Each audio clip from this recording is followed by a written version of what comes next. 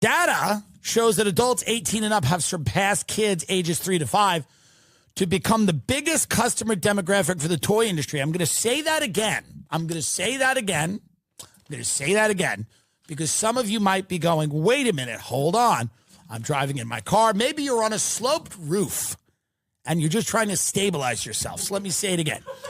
Data shows that adults 18 and up have surpassed children ages 3 to 5 to become the biggest customer demographic for the toy industry. The so-called kidulting trend, God help us, is bringing these grown-ups back to the toy aisle. From Funko Pops to action figures to comic books. Management at Collectors Marketplace says that the bottom line is that nostalgia sells. During the pandemic, a lot of adults were searching for normalcy and found some of it in memories from their youth. It created a boom in toy and collectible sales. It definitely has been riding a lot on nostalgia, and I feel like in the middle of COVID, it gave people the opportunity to explore that area. So what items are selling out to these kidults? It definitely depends on what's hot at the moment. Like Spider-Man just around the corner. We're going to have Deadpool and Wolverines. We've already noticed there's an increase in those. A lot of Final Fantasy video game stuff is super popular. Comic books, really mostly in a bunch of anime. Stores like the Collectors Market see a wide range of what people will pay. So here's what, as life becomes unbearable in terms of what's happening around you, traumatic. People see people getting shot in the ear and the head. There's bullets that are whizzing by, and people are kind of normalizing it. Well, it's political violence. You know, it's like the Secret Service takes a knee and lets the president get whacked or attempt to get whacked. As stuff like this happens, instead of confronting the deep problems in the country, we have adults playing with Spider-Man figurines in their house. It's what's happening. I mean, this is the news. I'm not making this up. Instead of confronting the fact that we have a very, very, very big problem on our hands, many of them, adults are now buying Spider-Man outfits and putting them on in their house. While their 3- and 5-year-old children, I guess, watch them and go, Dad, can I play with the toy? And we go, not yet.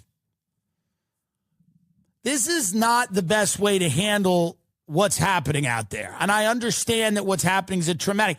It is a little weird when the one president can't talk and has dementia, and the other one is Donald Trump, and they're trying to kill him. It is strange. It doesn't fill you with a great feeling. It doesn't fill you with a lot of hope for the country. It's actually quite traumatic, to be honest. You're going, what's happening out there? But the response to this cannot be Wolverine. Folks, I'm asking you nicely now. I'm asking you nicely now to put it down. Put the figurines down. Take the costume off, please. We are dealing with deadly forces trying to exterminate each other and destroy the country. Is there a way we can all face this horrible reality that we've all created? Can we face it without fucking, Green Lantern? Can we face it without the Hulk? Can we do it? Please. Because I'm telling you right now, nothing good is to come of this trend. Nostalgia is supposed to be a fleeting thing. Nostalgia is supposed to be so quick. It's like deja vu. Deja vu is you walk into a place, you go, have I been here before? And then immediately you go, who cares? And you have fondue or whatever. I don't know, but that's what deja vu is. It's a haunting thought for a few seconds, fleeting in your head, out of it. It's not something you prattle on about for hours. That's the same thing with nostalgia. You think back on the 80s, you go, oh, the fucking 80s. Coca-Cola, cigs, fucking Convert, whatever it is, whatever it was to you, crack, whatever the 80s was to you. Quick, in and out. Man, nostalgia. And then you move on quickly. It is deeply unhealthy to cocoon yourself in your childhood, especially during, some intelligence war. I mean, this is just not good.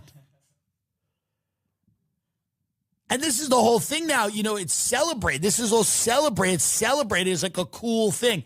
Adults becoming children. And then on the other hand, we have children becoming adults.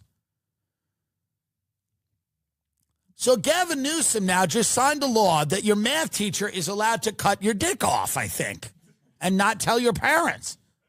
As long as they put your dick in a bag and give it to you. This is sick. This is the law. Your math teacher is allowed to perform sexual reassignment surgery on the child. They put the penis in a bag. They give it to the child. They put the name on the bag. And then they give it to and they don't have to tell the parent. So the parent goes, "Where's your penis?" And the kid goes, "It's in a bag." Well, who put it in a bag? Mr. Morrison. He cut it off and he put it in a bag. My name is Star now and I have a pussy. And you're like, God damn it, what am I dealing with as a parent? My kid went to school, a boy, and then his math teacher cut off his dick, put it in a bag, and sent him home with it. This is insane. And you got to tell your husband that? Hello, Bob. Bob, can you hear me? Bob, listen. Jake is home. His penis is in a bag. His math teacher cut it off at school. They did reassignment surgery on him, Bob, and his dick's in a bag. And he wants me to call him Janine. So when you get done with work, why don't you come and talk to your son, and you can see the cock in his bag. I'm just saying, I feel for the parents here. No, what this law is that if your child is a tranny, bunbani, and which is, there's nothing wrong with, I don't care about people being trans. I just have always requested this. When you are a child, that you be left alone and allowed to form your own identity without adults meddling in your life and without people suggesting medical interventions, pills, surgery, things like that. It's completely insane. A lot of these kids will not end up being trans. Some of them will, some of them will not. A lot of them will be gay. Some of them will be lesbian. Some of them will have other experiences and find other things. I don't know. Some of them may be unicorns. I don't know. And isn't that nice? It's so rare. What I'm saying is that I don't think there's I've never heard a good explanation as to why a 9-year-old should have a sexual, medically transition, or why somebody should delay puberty. The Tavistock Clinic in Britain ran this experiment. It failed. They shut down all sexual reassignment surgery for minors in that country. Britain's not a psychopathic right-wing country. They ran an experiment, and it ruined a lot of kids' lives. And they found out that, yes, you can be too young to make permanent medical decisions about your sex and gender. There is a reality in which children need to be children. Teenagers need to be teenagers. It was the 90s. People had a different mentality. Like, everything was, you wanted to do well. Bill Murray went on there and just did what Bill Murray used to do, which was this. Bill Murray's tone was never heard before he did it in 1978. Nobody ever saw this tone in comedy. Just like Richard Belzer. Richard Belzer's stand-up was not that great, but he invented, okay, babe, sure. Nobody did that before Richard Belzer. I never saw it. And then people in the streets were doing it, not just comedians. And Bill Murray used to go like, now listen to me, guy. And he had this ironic, weird thing. He did these characters like this movie review. It was just a whole different tone than you'd ever seen in comedy or in life. How many people have you seen do that? Like, were they completely unique? I can't think of that many. I mean, those are. I mean, I would say Bill Murray changed. Like, everybody was funny in different ways, and they were all unique on Saturday Night Live to a degree. But Bill Murray, I'll tell you another one I haven't seen, even though it's based on something real. But it's that guy Tom on Succession. Right. That's unique. Yeah. tone that you don't see. The English actor McFadden. Yeah. He's brilliant. He's on doing that, this crazy guy. right. That's like it's completely. You've never seen a character quite like that. But Bill Murray did like 5 characters on SNL at that time. He did the ship, like that cruise. Like, you know, people always make fun of like the lounge singer, the oily lounge singer. Right.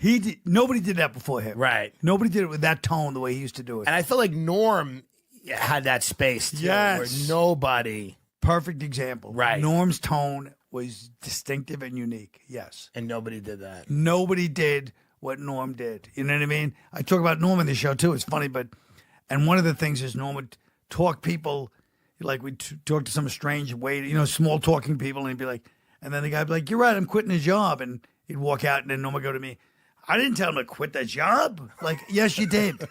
But Norm's whole world was not just he was making fun of you. You were part of this, the suckers too. Yeah. And he'd be like, I mean, you're telling me, you know, he would just spring you in. It was that brilliant podcast he had with Adam Egan. Yes. You know, where it's just, Well, I went to Norm's, his memorial service, Yeah. and Adam Egan spoke, and he killed. It was all these professional comedians. Yeah. Adam Egan went up and he goes, "I love Norm Macdonald, even though if you Google me today, it says Holocaust denier. Adam Egan has the first thing." And he went on about Norm, but it was him with Adam Egan was perfect because the guests didn't know that.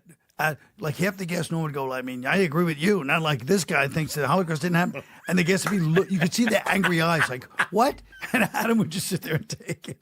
And the guests would leave the show thinking this guy's a Holocaust denier.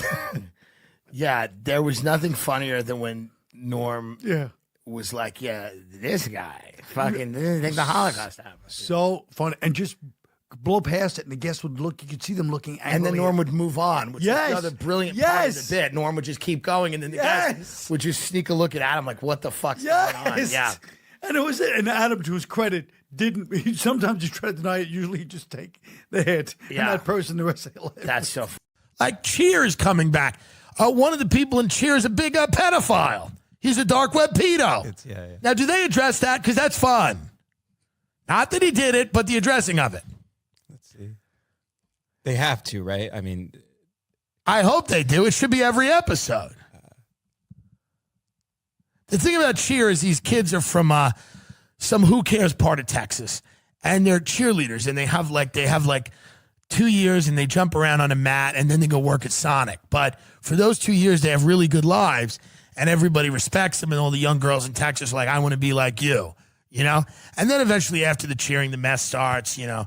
They start, their boyfriend starts throwing them into walls, and things get real dark real quick. You know, they start doing Kill Tony. But how Cheers Season 2 tackles Jerry Harris's sexual abuse charges. The season's 5th episode offers a timeline of the 21-year-old Navarro College cheer team's members' alleged sexual misconduct with 2 young teens, eventually leading to his arrest. Now, this is Monica, what's her name? Whitney's friends with her. She's a legend in cheerleading, and she's an attractive woman. And I know, like, her son, I think, on Instagram. And she's an attractive woman, and she's a beast of a cheerleading coach, and everybody likes her. And it's not her fault, but one of her star cheerleaders was like Ghislaining it all over. In January 2020, nearly 2 years before Harris was accused of child sexual exploitation and abuse in a lawsuit, he was prominently centered in the docuseries' first set of 6 episodes. So he was one of the main characters. So now how do they handle this? Can we... this contains spoilers of season 2 of Cheer. But the season's 5th and middle episode dedicates itself explicitly to these allegations, his arrest, so we're watching that one. Season 2 of Cheer, 5th episode. I'm in. His arrest and the 8 counts of sex crimes involving minors. 8! He's pled not guilty. So what they do is they do a Cheer, where they support having sex with people your own age. So they go, like, they do the thing on the head. They go, no. They go, little, no. Head, no. Little, head, no. If you're that tall, then breast, tall. I hope that's how they do it. Aldama recounted how she learned of Harris's sexual abuse allegations and the initial federal charge of producing child pornography during September 2020. Harris was federally charged with an additional 7 counts in December 2020. I was on stage at Dancing with the Stars in dress rehearsal for our very first live show. The executive producer came up to me and showed me her phone and asked me if I'd seen the headline in the news that day, she recalled. It was like an out-of-body experience at the time. I felt like I couldn't breathe. I did the show, and then I went back to my trailer. I didn't even want to look at my phone because I was scared. I couldn't do anything about it, and I just didn't want to read it, she added, before revealing that the team had a meeting that night about the news, which she described as being a tear-filled funeral. Towards the end of the episode, the Navarro cheer coach reveals Harris sent her a letter, which she describes as optimistic and features his desire to become a motivational speaker. Wait, what? Towards the end of the episode, hold on. Towards the end of the episode, the Navarro cheer coach reveals that Harris sent her a letter, which she describes as optimistic and features his desire to become a motivational speaker. So I think that was the end of season 1, is what they're saying. I don't think so. Towards the end of the episode. We're talking about the episode. What? I believe it's like, I think he's, wouldn't it be great? I used to fuck kids, but now I realized that I had to invest in myself. You can do anything you want to do. I remember when I was trapped in a prison of negativity, I was fucking kids.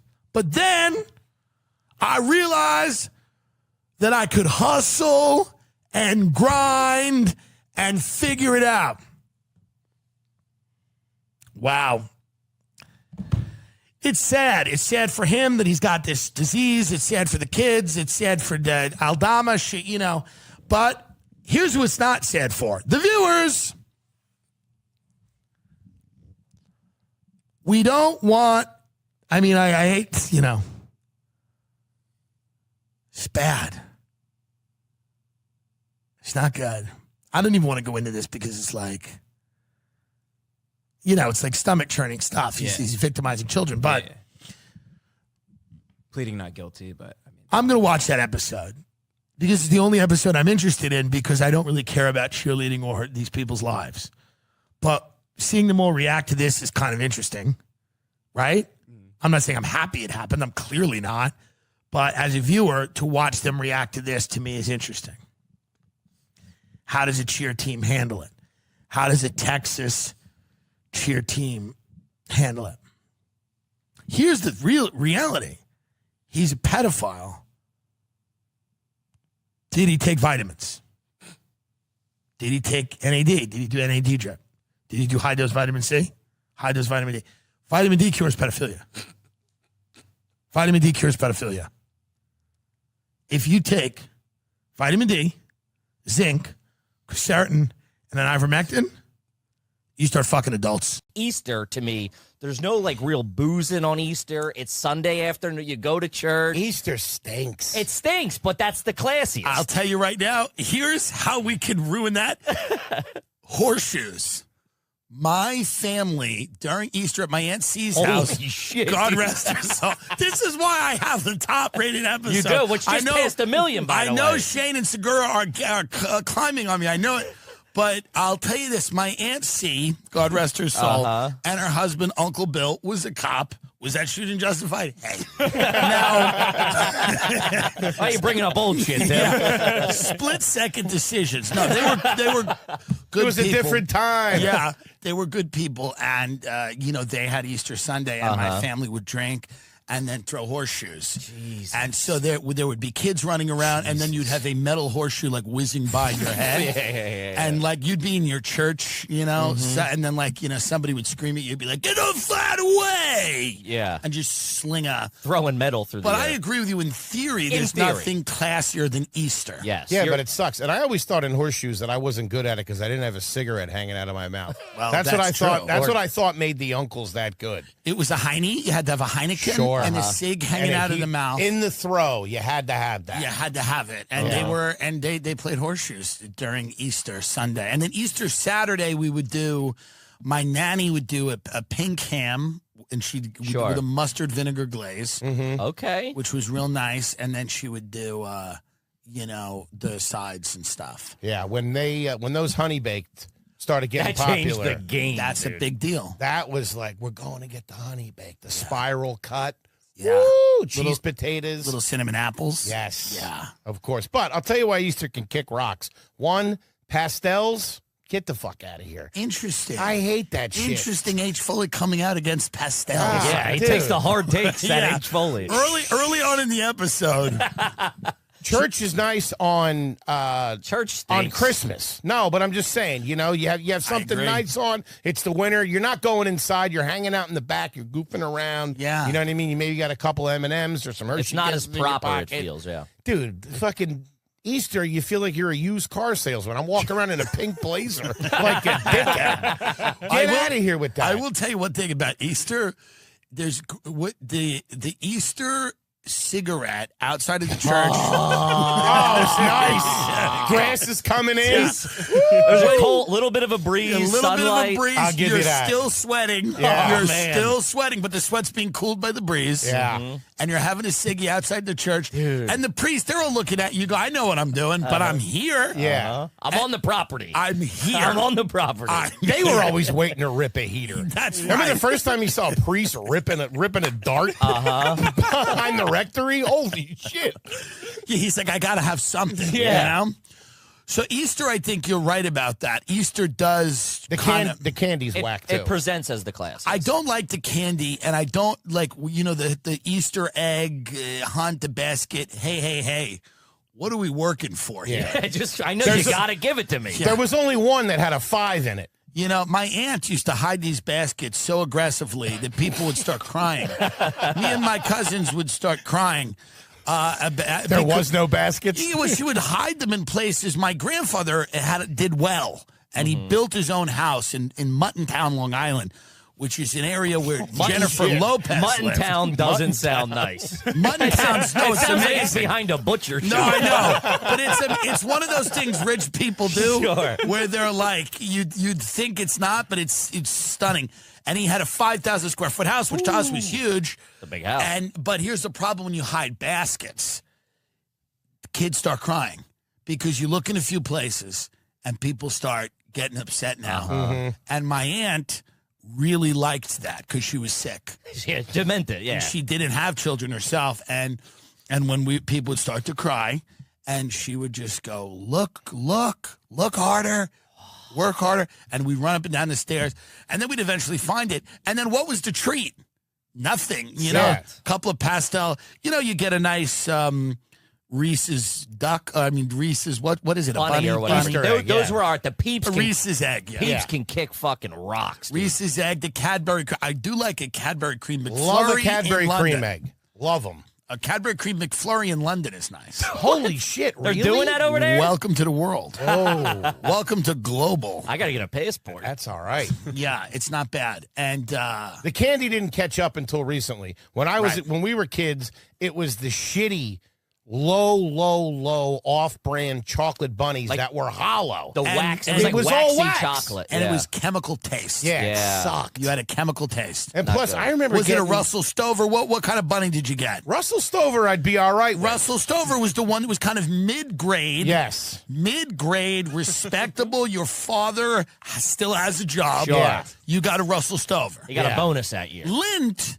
is a little next level. Lint. Who was Lint. getting lint? I didn't have that. I Till, I, wasn't didn't have get- that till 32. yeah. A Lint- touch of sea salt. Sea salt on Forget chocolate? about it. The lint bunny is a nice bunny. Whoa. The lint bunny is a good bunny. I remember one year getting a solid white chocolate crucifix. And I was like, can I See if you can even find that. can I I would eat love this? to see a solid white Dude, chocolate. what the I was like, can I eat this? Crazy. That was definitely something they gave out for the Ku Klux Klan. By the way, it's real. It's real. Yeah. I love Yeah, like you dude. can get a white chocolate crucifix. How do you feel about the white chocolate, Tim? Oh, suck.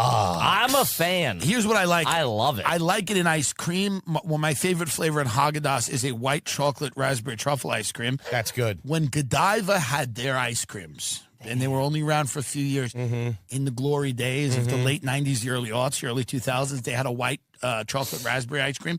white chocolate raspberry in ice cream might be one of the greatest flavor combinations. It's good. But as an actual candy, I don't like it. The only one that kind of hangs in there is the Hershey's cookies and cream.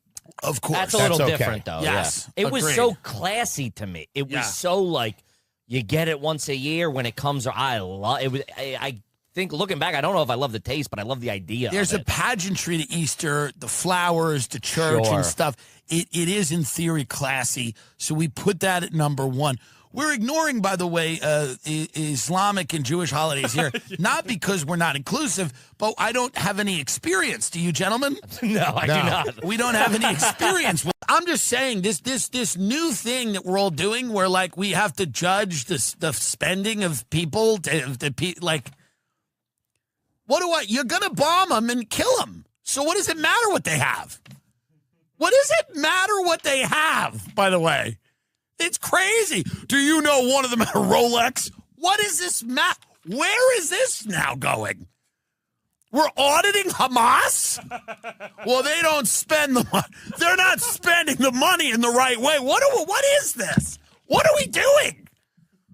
You killed both, aren't they all dead? You're killing everyone over there. I mean, I just don't understand. It's like it's a very strange thing that like the last couple of days and weeks I've seen like this weird, strange, well, can you believe what they spend their money on over there? What? Wait, what? Wait, I don't understand. Oh, so that's why they're bad. What about the whole October set? You had me sold that they weren't great with the whole what they did on October 7th. It doesn't matter that they have a Birkin. It certainly doesn't matter that they have a Birkin bag. That's not the issue. If you're going to say that they should be spending their money and not living in the lap of luxury and helping their people, you could make that case against most leaders in the world, including people that live in this country. You could easily make that case to a lot of people here. It's like this thing they did. Remember they did this, who was the guy that in Russia, Navalny? Navalny made that. You know, I've had friends say to me, these are smart people.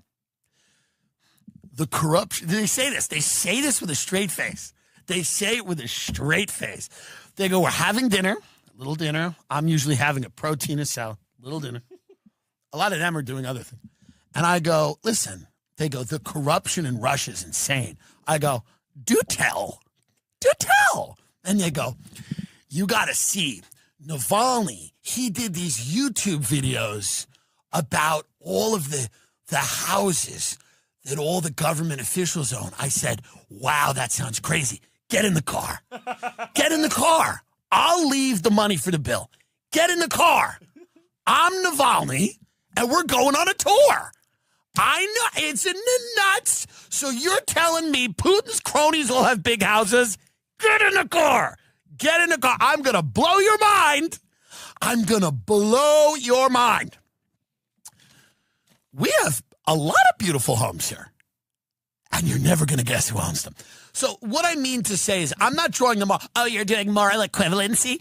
Is that what you're doing? You're doing moral equivalency, so you're saying that we're Hamas. That's what you're saying. Do you know what would happen to you if you lived in Gaza? Yeah, I'd be in Hamas and I'd be good at it. No. No. Do you know what would happen to gay people in Gaza? Do you know what happens to gay people? I don't go there. I'm sorry. Do you know what happening? I'm not saying Hamas is good or this is a good way to govern. I'm saying if you want to make this an argument about that they're irresponsible with the funds, that to me does not seem to be the argument. The argument is they committed an act of war and aggression against people. That's the argument. Say that ends there. Now, is the response proportionate? Not exactly.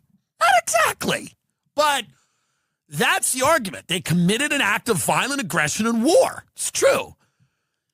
The argument is not this bitch has got a Birkin and this one's got a Rolex and this one's got a fucking Hermes scarf. That's not it. That's not it.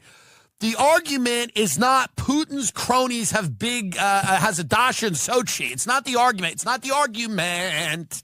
Dummies.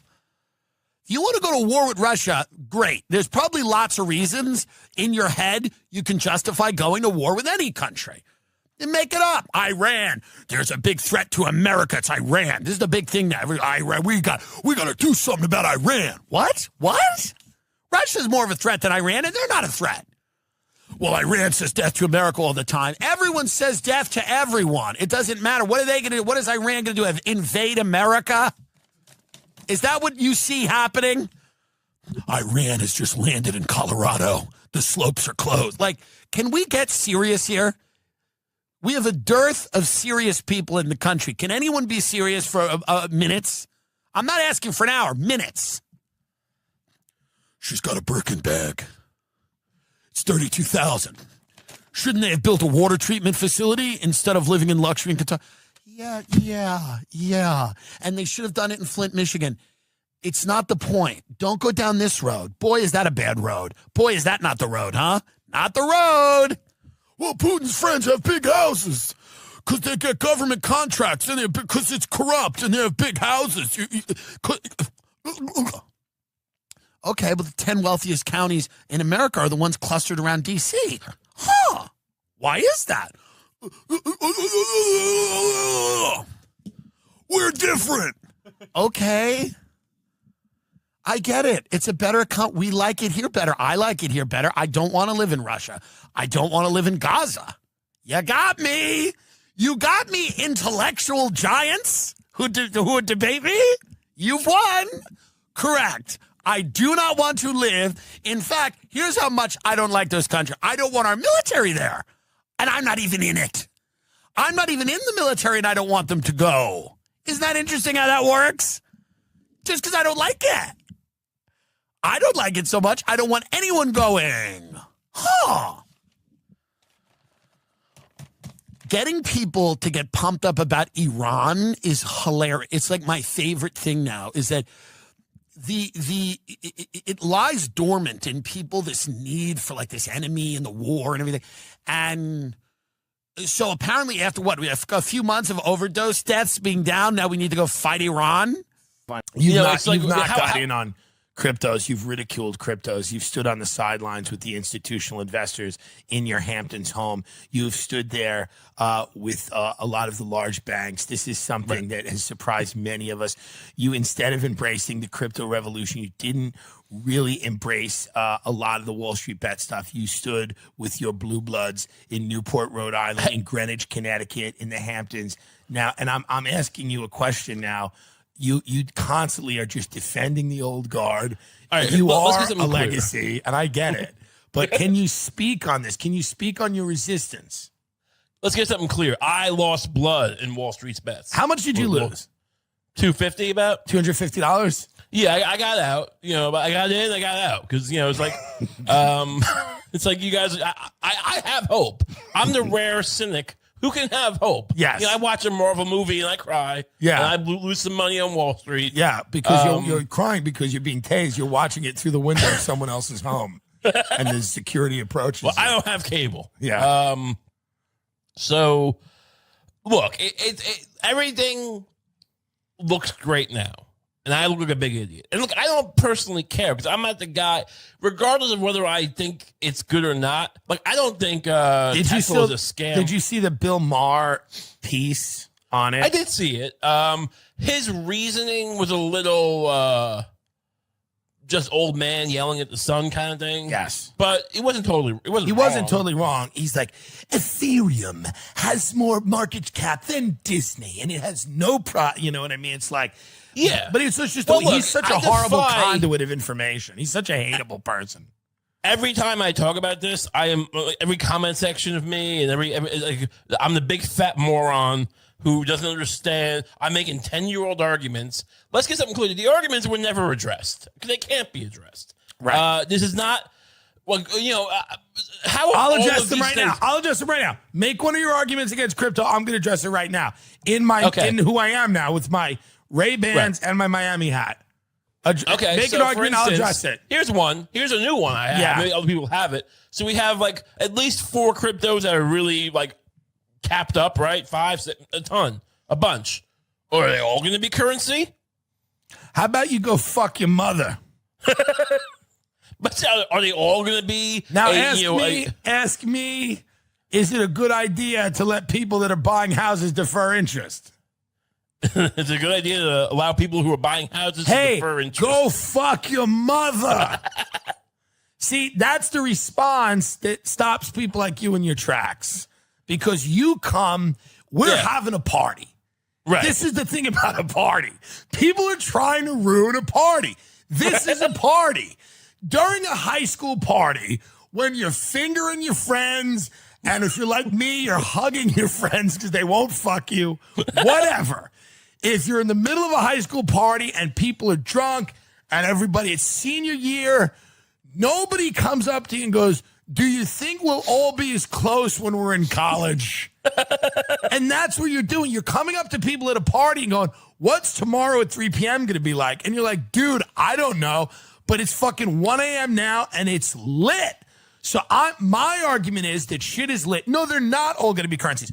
Bitcoin is the reserve currency. And all of the other currencies are going to be little fun things that people can enjoy and possess and find whatever value they find in them. Okay, but that's inherently an argument against them.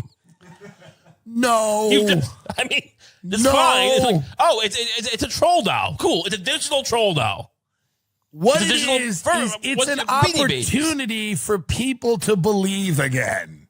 It's a beanie baby. We need a Bitcoin movie where they give a Field of Dreams speech. Someone needs to get up and go, like, you know the scene in Tommy Boy where they're talking to the workers that have all been, and they're like, and this town, this factory, I remember. We need a speech where a guy's like, this is giving people a chance to believe again.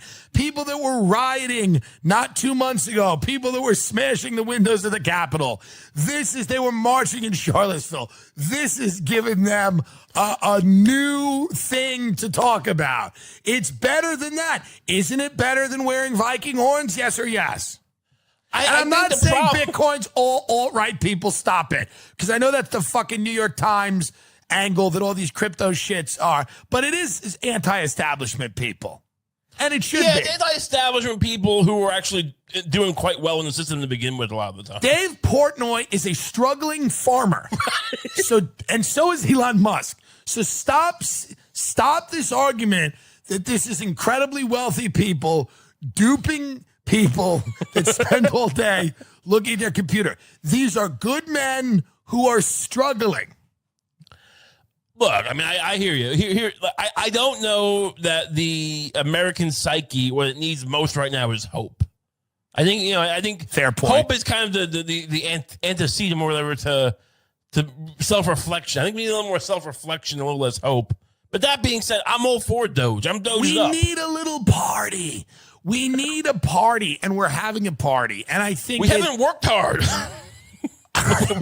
Wait, where is this hard work that we're paying off that we're like celebrating? Parties never are the result of hard work. That's a good point. Hard workers don't party. Good parties are actually better when the people there haven't worked at all. Right. The work is the party. Do you understand? They're putting all the work into the party. Partying is a job for people. We go out with this guy last night after the show. We're eating croquettes at 2 a.m. He goes, tomorrow night, you want to go out? You want to get into something? What circles you guys want to get into? I'm like, this guy's married. I'm sober. I'm exhausted. I just did 2 shows. There is no partying. I'm 36. What am I going to do? I don't want to stand in a room full of people and hear their shit anymore. I'm done. I'm just done. I was 23. I went to parties. Were they sad? Sure. Were they Christmas parties at mortgage companies? Yes. Was I drinking with people twice my age? Yes. Was I getting laid? No. Was I fucking, living the life of a 45-year-old divorced man when I was 22? Sure. But whatever I was supposed to be doing, it didn't happen. I went to the city and danced a few times at clubs. I get it. But I'm 36. Enough's enough already. We got to move the fuck on. What I'd like now is a little cryptocurrency and just some quiet. Stay on this path. What would you say what do you think about all this shit where people are like, we don't want our kids playing football anymore? Weigh in. Let's get a clip. Let's get a viral clip. Listen, man, I think with football, it's... Here's Brendan Schaub on the football controversy here, right now. Do you watch football? On the Tim Dillon Show. Last night, Myles Garrett took a quarterback's helmet off and hit him with it. Okay. And they suspend him for the season. That's too much, I think. Way too much. Way too much. No, Take him out for a game. Yes. It's the culture we live in where everything's like this cancel culture. But in fairness to him, he should have hit a woman. Keep going. If you're going to do it, hit a woman. If you're going to do it, hit your partner, and you'll be back in next game. Or the UFC assign you. Transgender children playing football. Sure. Like Icebox from Where are you on this? Fuck it. Put them in. This is a huge problem now. You have women identifying as men. No, you have men identifying as women, and then they beat up women. That's weird. not when good, it comes right? when it comes to mixed martial arts, that's weird. That's strange. But that's the only part where it's strange. Really? What about cycling? What about, men have all these advantages, and then they take hormones, then they become women, and then they dominate in those sports. Is that fair? You don't care. I don't care. So you're breaking with Rogan and Hinchcliffe on this. Brendan Schaub for trans athletes. Interesting. Okay. If it's MMA, if it's wrestling, that's a little dicey. It's a little dicey. But if it's cycling, don't care. Now, most people know this about you. You were a huge supporter, and you funded Donald Trump's campaign last time. You spent millions and millions of dollars. That's where all my money goes. And what do you think about Donald Trump? Trump as the president of the United States. Two-term Trump. I think we all feel the same way about him. We think he's funny. He probably shouldn't be the president. That's literally the way we feel. He's a celebrity who probably shouldn't be the president. Probably shouldn't be the president. But I think the majority of very Americans, funny. He's very funny, hilarious. I think majority of Americans are sick of politicians. And we're trying to burn it down. It could have been anybody. We're burning the system down. They could absolutely win. I'm making Logan Paul president. We've talked about it a bunch on the show. I'm not going to talk about it again. I'm down for that. But it will happen. I'm telling you, it's going to happen. His brother being in the house is we're going to keep his brother at bay a little bit. We're going to his work brother more needs with to be Logan. less of a I like Jake. We got to work with Jake. Logan. We got to tone it down. We got to tone it down a bit. We're going to work with Logan. We'll find Jake will do agriculture. We'll put him somewhere. Got to tone it down. We're going to work with Logan first. When you hear politicians going, millionaires are the problem, rich people are the problem, you're somebody who has a lot of money. Yes. What do you feel like when you hear that, when you hear Bernie Sanders or people like that? Now, they're not necessarily talking about you. They're talking about the billionaire class. They're talking about the 0.001%. Right. But it doesn't make you're sense. You're a wealthy person, and they, I'm not they would come, 0.001. They would They come come with after the me. pitchforks for you. Yeah, it's bullshit because I work for this. The people that are just angry at rich people, how do you think maybe they're misguided? Because some of them have a point. Some have a point. The because people, they don't these have health families, insurance and stuff. Yeah, agree. they've had billions of dollars forever. But for people who are self-made entrepreneurs, you shouldn't touch them. That's fucked up. Yeah, that's the American dream, right? Right. What are you doing? I know. Immigration, more, less, even. How now dare your you? girlfriend is Mexican. Born and raised. Is she illegally? Real interesting. Now, do you ever threaten her with a little call to the authorities if she gets wise? Every Thursday. Is she Americanized? Can she read and write and everything? Kind of. Okay. English, tough. A little bit, Yeah. right. She's in and out. She's probably smoking. She's cool. Very attractive. Okay, Very good. right. Yeah. Good mother. Good mother. Mexican dude. Yeah. Of course. Good Very food. nurturing, warm. Yes. Does she make a pandelere? What's that cake they have? Pan? Sopa? Dama sopa? Something like that. Yeah. Does she kill it with the enchiladas? She kills with enchiladas. Then Does she order the Mexican maid around? And is that interesting dynamic? Ooh, here's the interesting dynamic The is Mexican maids are like, yeah, I know you think you're a white bitch. You ain't a white bitch. Yeah, she's like, bitch, we know where you come from. Right. Guadalajara. How do you feel about society when you look at what's happening on social media and YouTube and things like that? Does it make you feel confident in where society's going? I think it's going to balance out. I think now we're like just realizing how addictive social media is, how it's like this bullying thing with young kids and kids who commit suicide. There's like this cancel culture and this hate culture on there. And it's a good thing, but it's also super negative. And I think it's going to sway back over here. And now you see how Instagram is, you can't see likes anymore. Instagram, you I can't feel see like followers. on its way out. Oh, you think so? Well, this is what they did with Facebook. They started playing around with it. And then it just became like a haven for boomers to scream at each other. Well, it's also like how hot do any of these things stay forever? Young kids are on TikTok now, right? I don't know what TikTok is. TikTok's that Are you on there? No, I should be. You know TikTok. It's that thing where people are dancing, they're falling down, they're doing crazy things. 15-second 10 looping seconds? videos. They have all those TikTok cringe It's like compilations. Boomerang? Yeah, it's like Boomerang. It's like a 15-second, like a Vine, but longer. And it's all those cringe But compilations. like of people our doing fan base crazy isn't things. there. No, they can't buy tickets. You're right. But I'm just saying when you look at, like, at one point... There's always going to be something. But always gotta be a new Facebook's thing. around. Twitter's around, right? Twitter's They've been still around. for a while. Twitter was going away, but then Trump energized it and it became political. I like Twitter a lot because you can put things out and people can share them relatively easily. Yeah, I think what we're going to learn is social media, and you're given these dark demons a voice where it gives them credibility to hate on successful people or hate on talented people, and also bully kids. So I think it's going to even out where, like, oh shit, this isn't giving everybody a voice and giving them an opinion. It's not good. So Brendan Schaub here on the Tim Dillon Show for taking away the internet from people. We should get rid of it. Only losers. So not everyone should be able to communicate on social media. They shouldn't be able to. I agree with They you, shouldn't by be able the to way. communicate to certain people. You know.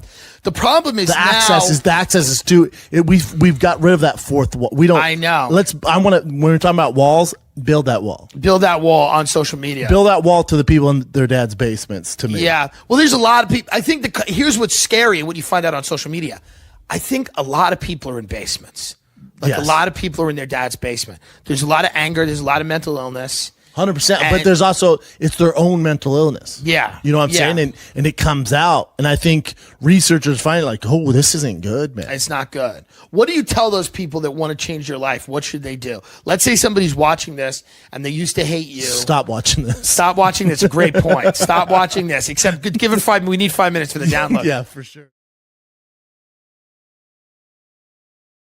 Let's get to the most I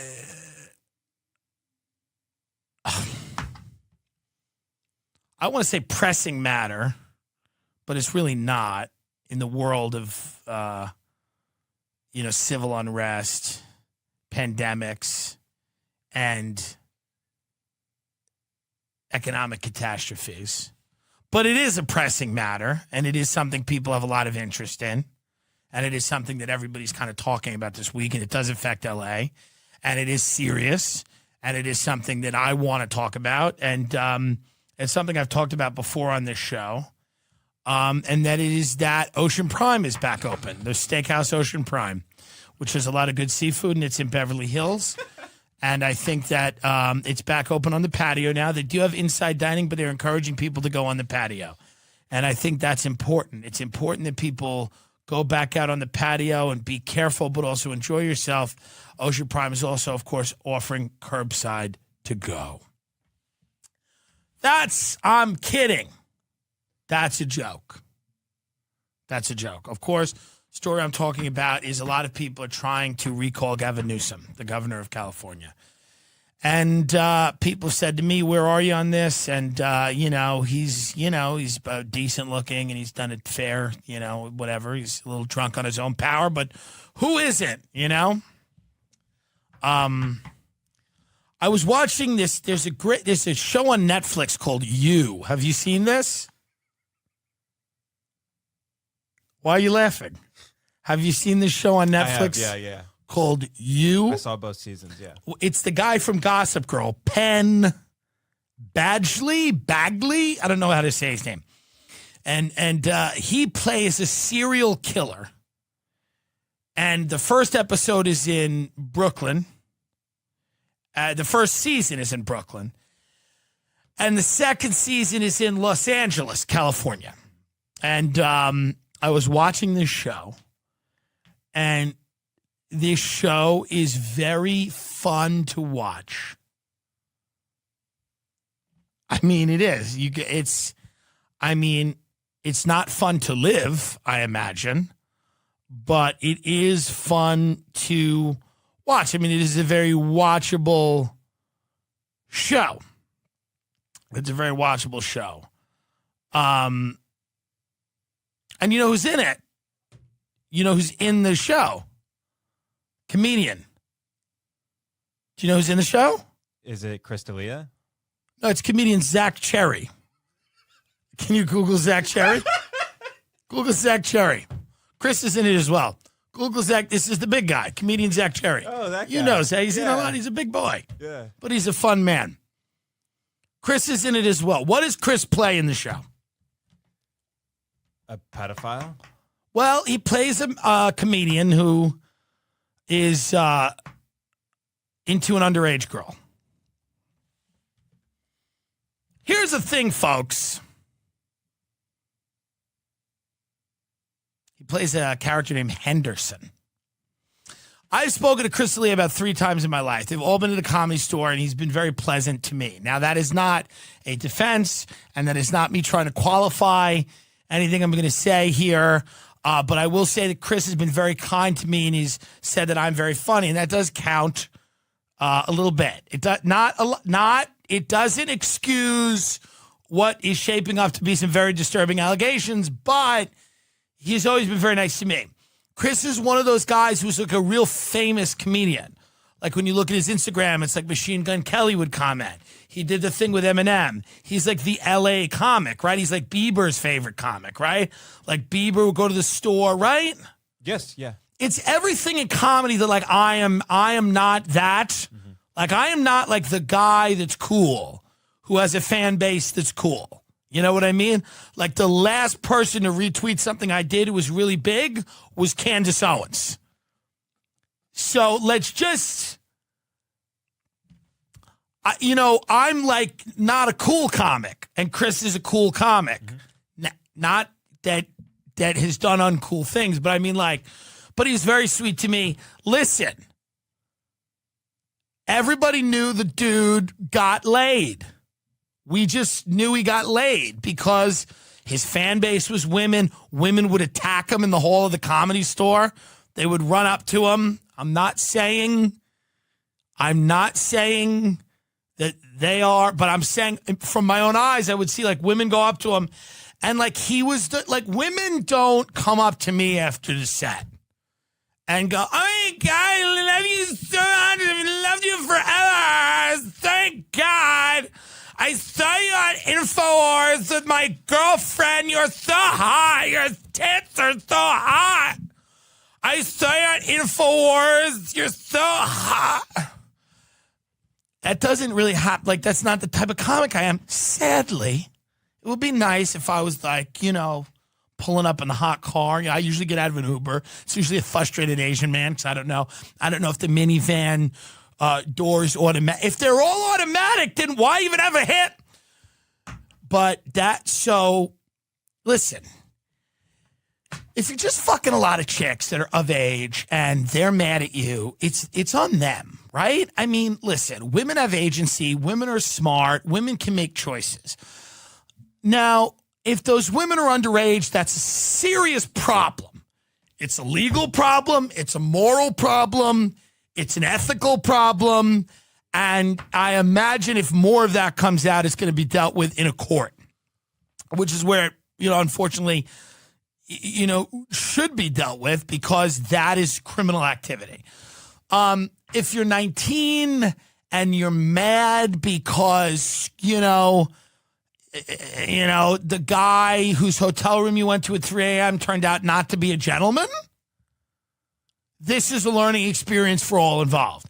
But if you're underage and you're messaged, that is fucking not right, and that'll be dealt with in a court of law, I would imagine. Or, it's also dealt with in the court of public opinion where people go, somebody who's doing that is just not somebody that people want to do business with anymore or establish a friendship with.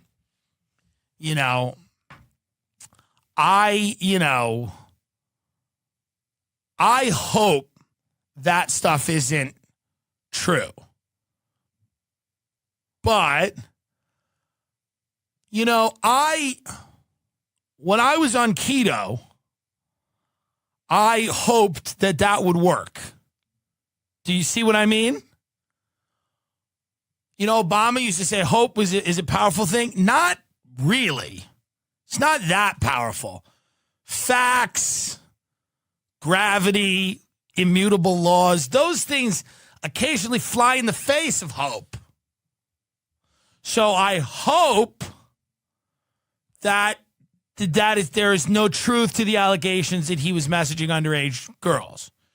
Now, it does seem that, sadly, my hope is not going to stand up against. And by the way, I hope that for everyone involved. I hope it for the girls. I hope it for him. I hope that, like, that's not going on.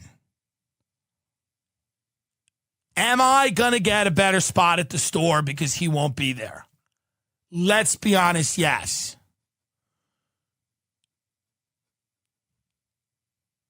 I'm not going to lie. I mean, the week ain't over. It might not be. A few people will not be there. But I'm kidding. It's a comedy show. We're doing a comedy podcast, and I wish everyone well. Here's the reality. It's a bad situation for a lot of people that knew him, that are very disappointed and disgusted. And, you know, there's a lot of I bet that guy sadly has a lot of demons, a lot of things that he's fighting, and the whole thing's bad. Whole thing is no good. No good. But everything I'm involved in is destroyed. I got into subprime mortgages. We had a recession. Adam McKay was producing a show of mine, and then he dissolved his company with Will Ferrell, Gary Sanchez. Anthony Bourdain's company was producing my travelogue with Comedy Central, and he hung himself in a room several days later. My agent, who signed me in 2016, is no longer working at the agency that signed me. I mean, I tend to get into the party as the party is breaking up. I tend to arrive at the party as the cop cars are being seen through the window, and this is maybe literally now, but that's when I get to the party, and that's unfortunate. So if I walk in, I mean, it's countdown till something is going to go down, and it's not going to be good. So, again, I feel for the victims of this, like the women that were messaged and were made to feel uncomfortable, that were underage. That is illegal and that is wrong. I do not feel for the comedians who are complaining that they don't get better spots. I think it's a little disgusting to try to weave your own personal narrative into this and your own gripes and your problems. Chris killed, whether you like his comedy or not, he killed harder at the store than anyone I've ever seen. I mean, he earned his spots at the Comedy Store. He had theaters of thousands of people coming to see him. I mean, whether you liked his comedy or not, it doesn't matter. People did, and they came to see him, and he made money. So the comics that are out there now, and they did this with Louis, they did this with everybody. They come out, they're like, that guy sucks. He's sucks. He's not even good at comedy like me. He's not good at comedy like me. All right, man, get online, create your own shit then, you know, and just fucking stop whining, you know? But, I mean, this is Thursday night, early Friday morning. More may come out. May come out. I would imagine that this rocks things a little bit here in this town. I've only been here a year. It seems like it may be time to start thinking about pizza again in the Hudson River. If we could get de Blasio out of there. Get the COVID out and the de Blasio out, maybe I'll waltz back. I think Rogan's teasing that he's moving to another state. Chris seems unfocused at the moment because he'd be the next biggest act. So I don't know what's going to happen out here, but you know, see me, here's me. There he goes. There he goes. See him?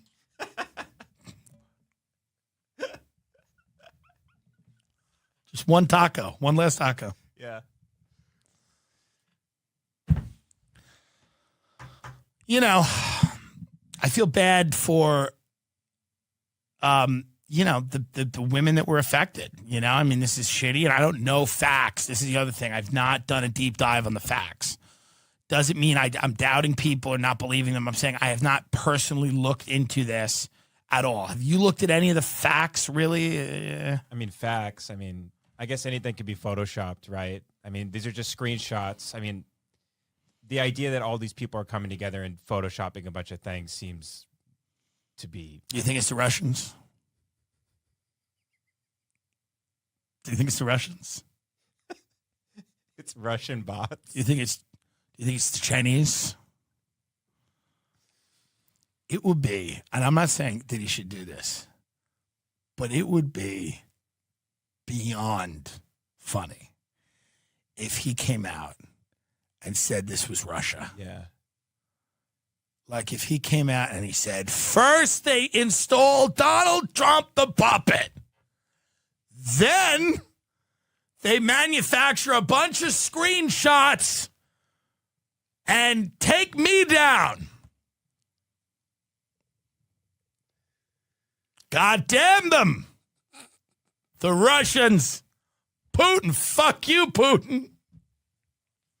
I don't want to laugh. Folks, I don't want to laugh because people are going to get angry with me for laughing. They're going to go, I know it's a serious situation, but I deal with serious situations with humor. It's, I just have to laugh. But it's, wherever it goes, it goes. I don't know what to tell you, it probably was not Russia. I don't know. Or China. Yeah, I imagine it wasn't China. I mean, it seems legit. It's unfortunate that this is happening. There's so much good news in the country. By the way, this is like the entertainment news. Right. The news is so bad now they're like, this is entertainment news, They're like, and in the entertainment corner, this is the fluff. Right. This is the lighthearted fluff news that you get. If he was doing that, it's so weird to take that role on that show, You, on Netflix. It's very strange to take that role. Can you imagine, taking that role if you were doing that? As if to say, how could I be doing this if I did take this role? Yeah. Can you imagine that? You have the script and you're like,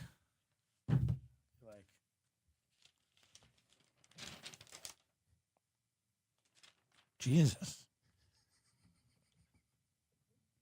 Jesus, this is good. But that's kind of what we're going to say about that. There's no new facts about it yet. And we're going to withhold. I'm not the judge and the jury, but I am someone in the courtroom sitting around eating potato chips who's going to talk shit after the trial. Like, what do you think about it? So that's what I'm doing. I don't know the facts. I haven't done a deep dive. The facts are disturbing that are coming out, and that's where I'll leave it.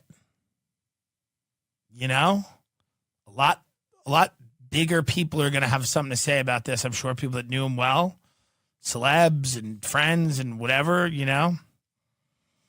I don't know. It's like, what do you think the implications are about this? Why don't you make a statement? Why do I make a fucking statement? I have to make a statement. Why don't you make a statement? Where's Jamie Vernon on this? Where's all the other producers?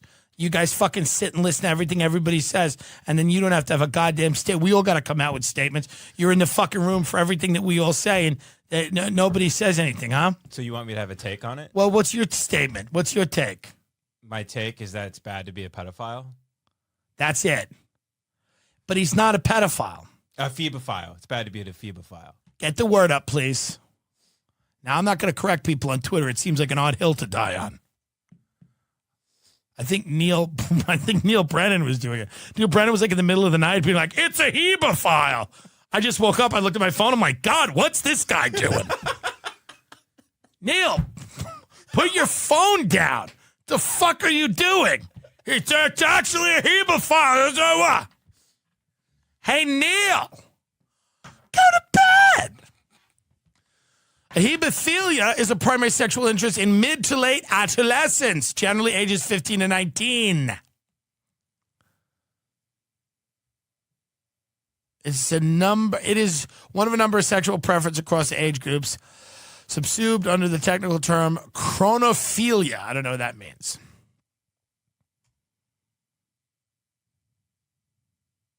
What is a hebephile? Is that somebody who likes Jews? A hebephile is what's a hebephile? It's just somebody that likes Jews. Somebody who's attracted to men in large hats with beards, who own projects in Brooklyn. People attracted to people. I'm attracted to men with beards who own low-income housing in Williamsburg. What are you? Oh, you're a hebephile. I don't know. Okay, well, listen, there you have it, folks. I mean, that's Ben's fucking statement, nice and simple. Is it all over the news? It's all over the news, right? Yeah, I mean, when you type in his name into Twitter, it seems like there's still like 20 tweets a minute, I'd say, and there's still news articles about it, so it's up there. But, he was trending at the same time that World War III was trending, so, Right. There's just so much going on. There's a lot going on. Here I go. I grab the burrito. There it goes. Delta. Is that you going up the plane? Yes. Walking up the plane? As I leave, Los Angeles just gets bombed by China. I just wave. I land in New York. I just put a pizza. I just take a bite of pizza, and I'm like, it's New York. What are you going to do? Well, all right, everybody. We're going to continue to record the rest of the episode tomorrow. I felt like I should address this tonight. And, maybe tomorrow everything I said will be. What if they start finding bodies, What if they find like 10 bodies? Well, we just won't put this out there. No, we will. What if they find 10 bodies? I'm sitting there, like tomorrow I have to come in like this. I'm like,